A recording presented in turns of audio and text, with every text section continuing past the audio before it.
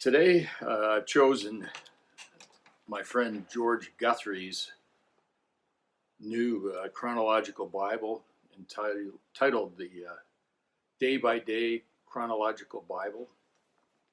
It's divided into 3 acts and 17 scenes that George has identified, and it goes through the Bible with a daily reading chronologically that's intended to take you through the Bible in a year. George tells me it's already sold 60,000 copies in less than a year, so that's quite remarkable. George sees Scripture as a grand story that God has written on the world, and that you and I are part of that story. The final 2 acts, anyway, are the book of Revelation. And I thought if any book is a book for these days, it is the book of Revelation. So today I read the first 5 chapters aloud, and I thought I would introduce this book. The book of Revelation is a remarkable literary document that has been misaligned over the centuries and misunderstood, but it is very much a book of comfort that was intended to comfort its original audience in battled times. There is a great deal of mystery to pain and suffering in the world, but we are comforted by the fact that Jesus, the Lamb slaughtered, is also the risen, resurrected Christ. In chapter 1, verse 17, when I saw him, that is Christ, I fell at his feet like a dead man. He laid his right hand on me and said, "Don't be afraid. I am the first and the last and the living one. I was dead, but look, I am alive forever and ever. I hold the keys of death and Hades." That particularly struck me, and you can look at it later to see see the fuller context. But anyway, I had mentioned how the book of Revelation has been maligned over the ages. One mystery series that I particularly like, and I've introduced it to numerous other folk that all seem to like it, but it's the Matthew Shardlake mystery series by C.J. Sansom. And this is probably book 4 or 5. And it's entitled Revelation. And although I will be talking about the series later in a much more positive tone, I thought I would read one little section on the book of Revelation from it. And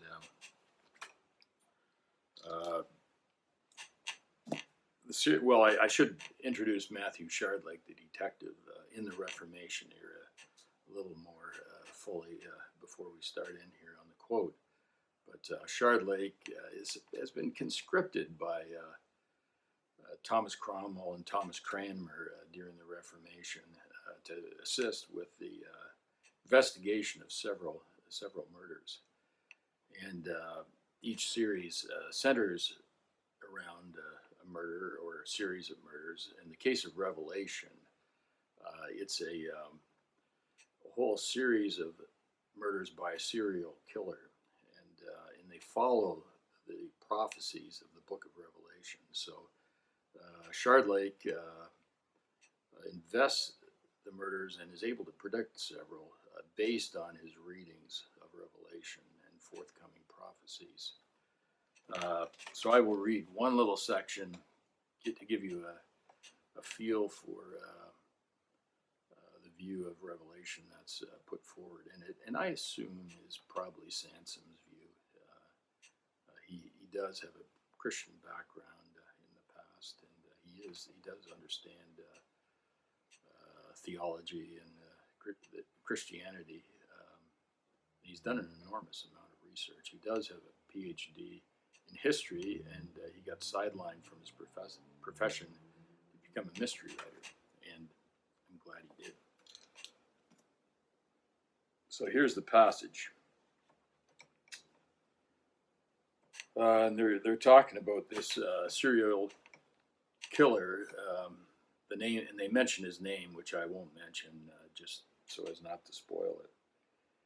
And I'll pick it up from the narrative. Guy, the narrative takes place between Shardlake, the detective, who is a lawyer, and his friend by the name of Guy, who is an apothecary. He's a refugee from Spain. He's a Moor and a monk, and he fled along the way to England for refuge, and took up his vocation as an apothecary, and has some very interesting religious insights along the way, and he's quite a likable character. But I'll pick up the dialogue here. Yet I feel that the serial murderer was connected to the blast of wild, brutal fanaticism that is sweeping through the land, the English Reformation, that is, so that England devours its own children. It gave him at least an excuse for what he wanted to do. Guy nodded sadly. He's the apothecary.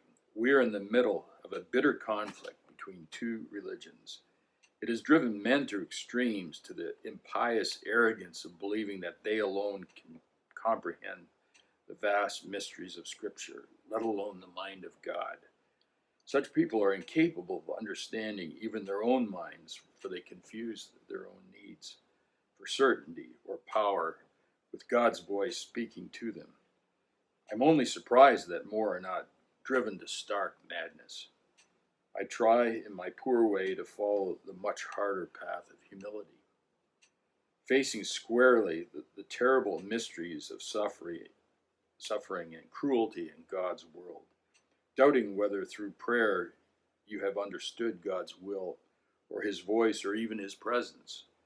Yes, I believe humility is the greatest human virtue. I shook my head. I think I am beyond belief. This is Shardlake talking. He's on his way to a certain, he's been a reformer and he's on his way to a certain agnosticism, it seems. I think I'm beyond belief. I have had to read the book of Revelation over and over in this last month. It appalls me. I read its cruel, barbarous message and I despair.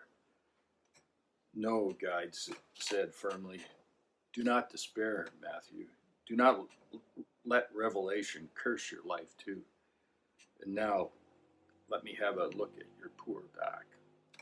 And that's a short passage from Shardlake. Sorry to take it out of context somewhat, but it gives you an idea of a certain view of Revelation. And I thought that was a good example of the way Revelation can be seemingly maligned if we as Christians are right that the book of Revelation is in fact a message of hope to Christians under persecution and suffering, or just in dire times. I'd like to just mention a couple of resources, and one is by a former Regent bookstore employee and now the academic dean of Regent College, Paul Spilsbury. And the book is entitled Throne, the Lion, and the Lamb, A Reader's Guide to the Book of Revelation. I think published by InterVarsity. I think you'll find it a very helpful resource and a positive view, of course, on the book of Revelation. A second one, our best-selling book, one that the bookstore has published, it came out in 2004, and I believe it's been our best-selling book ever since. Discipleship on the Edge, an expository journey through the book of Revelation by Darrell Johnson, and it's an encouraging word.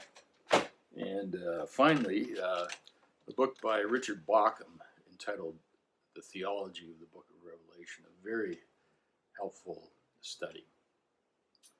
Anyway, we'll list the books on the accompanying tweet, and with links, we do, if you choose to order it online, we do have a order fulfillment service entitled called Aereo, and within the U.S. they have very good postage rates, $2.99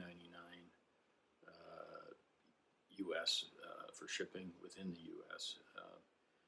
And to Canada, because of the higher Canadian postal rates, the prices to ship a book is $13.99 U.S. So you can keep that in mind. But that's all for today, and I'll try to get at least a pic tweeted out tomorrow, and whether or not there's a video accompanying it. So bye for now.